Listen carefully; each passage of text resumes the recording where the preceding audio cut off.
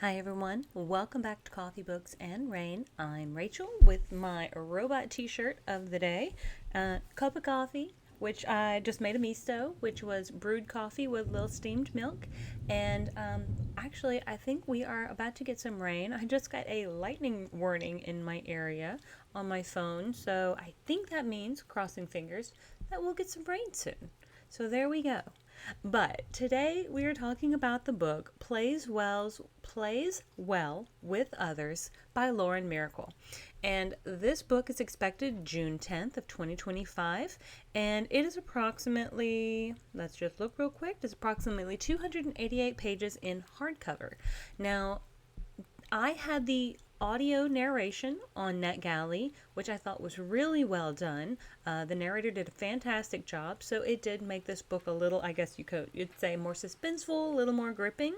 And it does also look like she tends to write a lot of YA or young adult novels. However, this one seems to be her literary fiction debut, so a little bit more on the adult side, which makes sense because after I listened to it and looked at this, I was like, oh, yes, this is definitely much more adult. But let us dive into just this little summary and we'll go into my thoughts. Best-selling children's author Lauren Myracle makes her literary fiction debut with a gripping suspense novel about the dark side of the perfect parents in a tightly knit suburb. Jacqueline Jake Nolan has lost a lot: her stillborn son, her marriage, and her job and reputation. Still grieving, she makes a determined effort to start over.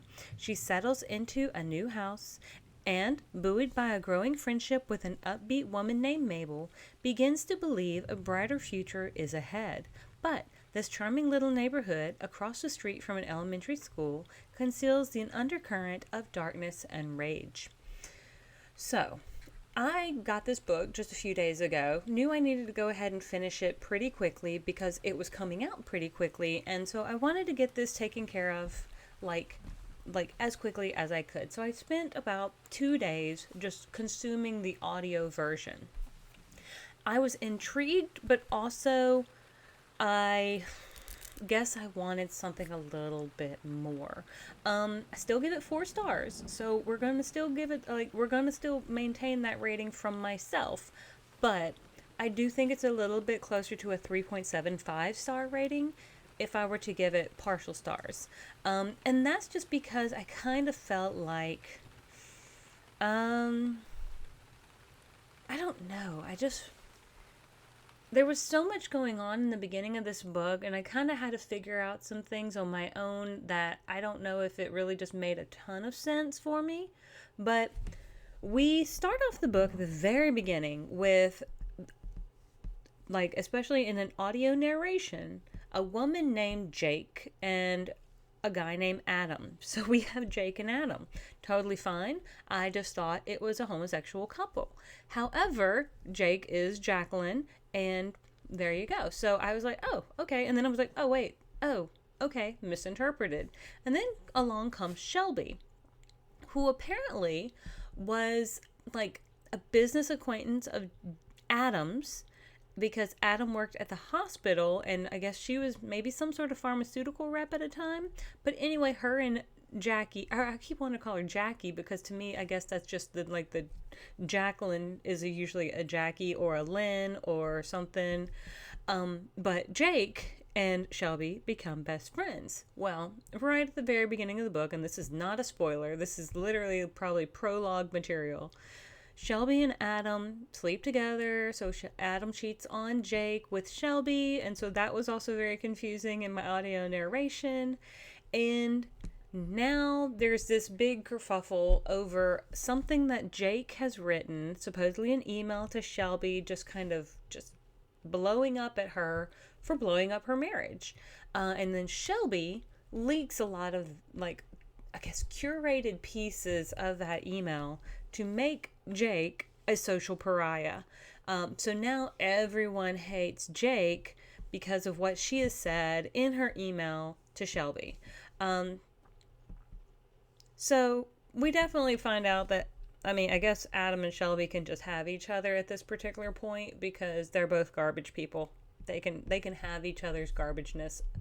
I don't like people like that. And so I think it right off the bat, it rubbed me a little bit the wrong way. I totally get we're building tension, we're creating the plot through creating chaos, I guess. But Jake has just recently lost a child, and now she's lost her husband and her best friend, all pretty much within a very short time period. And she is mad, rightfully so, because now she's also being seen as a terrible person in the media, which, I mean, her email was not meant for public consumption. Fair enough. Don't say anything you wouldn't want all over the internet. That's just the day and age that we live in. I guess it's garbage way to live, but it is what it is. So Jake's words to Shelby were harmful enough to ruin Jake as even a social figure. So now she has to create like fake online personas in order to just kind of survive. She gets a little bungalow, honestly, about a 15-minute bike ride from her old house that Adam still lives in and Shelby has moved into. And now we start stirring the pot. We have Jake, who apparently, when Adam and Shelby are off to work, who uses her key that she still has to walk into the house and create a little bit of mischief around the house. She debates on doing a couple things, but doesn't want to do anything too big that would make them feel like someone has been there. So she's just doing these petty things. Totally fine. Good for you, girl. Get your pettiness. I have no issues with that. But girl also needs to go to therapy. Like, majorly needs to go to therapy. I'm just saying. I think this is some of the aspect of this is a little bit also, we have a couple of like next door neighbors who are on like, you get the movie The Burbs where you've got like the perfect neighbors and then you've got like the quiet neighbors and then you've got this one family who are like the curious neighbors. Well, Jake is kind of the curious neighbor. And then there's Mabel and her husband and stepdaughter who are kind of like, they're like the super nice neighbors who put on this very shellacked perfect front, but it's not quite perfect. And then this other lady named Vanessa and her son move in, and they're very quiet and secretive. And based on a conversation that the son is having kind of with the reader as they're walking through the house kind of for the first time, there is something rotten in that whole scenario. Something's not good because this little 10-year-old boy is absolutely terrified of the basement and of the dark and things of that nature. So we already get glimpses of that, and his mom's not a good person either. She puts on this very fake front, again, very shellacked in what I would assume is very much a Stepford Wives situation. Everybody on the outside, she looks kind of picture perfect. However, Mabel goes over to bring some cookies, and if this lady had slapped the cookies out of her hand, it wouldn't have been as surprising as like what Vanessa apparently says to her, which is like, oh, cookies will give you diabetes, cookies are terrible, she's just very rude. And Mabel's just like, whoa, okay, I just make cookies for new neighbors just to welcome you. And so poor Mabel, she I guess she gets very she gets discouraged. And Mabel, I think, has some pretty good intentions. So there's that as well.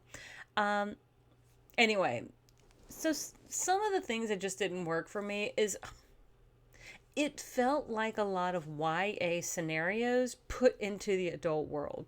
That's my thought. That's how it felt. I read a lot of YA. I like YA. It is a genre that I gravitate towards. This felt like all these adults should know better. because they're adults in this situation, in my personal thoughts.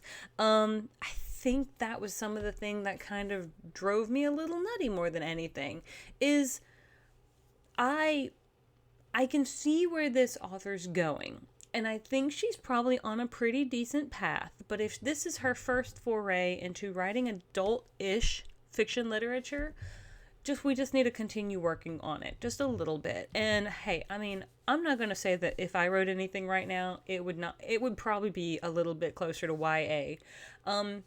Just in content, it would be. Even though in my brain, my characters are maybe adult age, I think my content would feel more geared towards YA, if that makes sense. And that's just something I need to work on in my own mind as I'm outlining and drafting chapters. But it's considered a domestic thriller.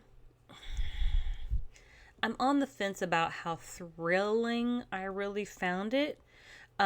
It does have, again, some trigger warnings, some animal abuse, as well as some children as well, like who don't get treated well. So just go ahead and be aware that those are present in this book. And again, those also might have given me some of that ick feeling as well. That doesn't work for me in books. I think books can be incredibly well written without having to have those aspects to create levels of tension or drama, so to speak.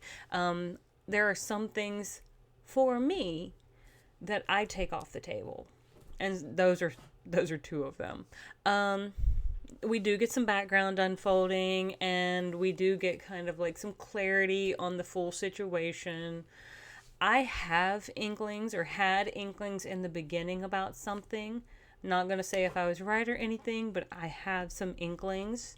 And you might too, if you are a frequent reader of mystery crime thrillers, or just in general, kind of again, what this person called it, a domestic thriller.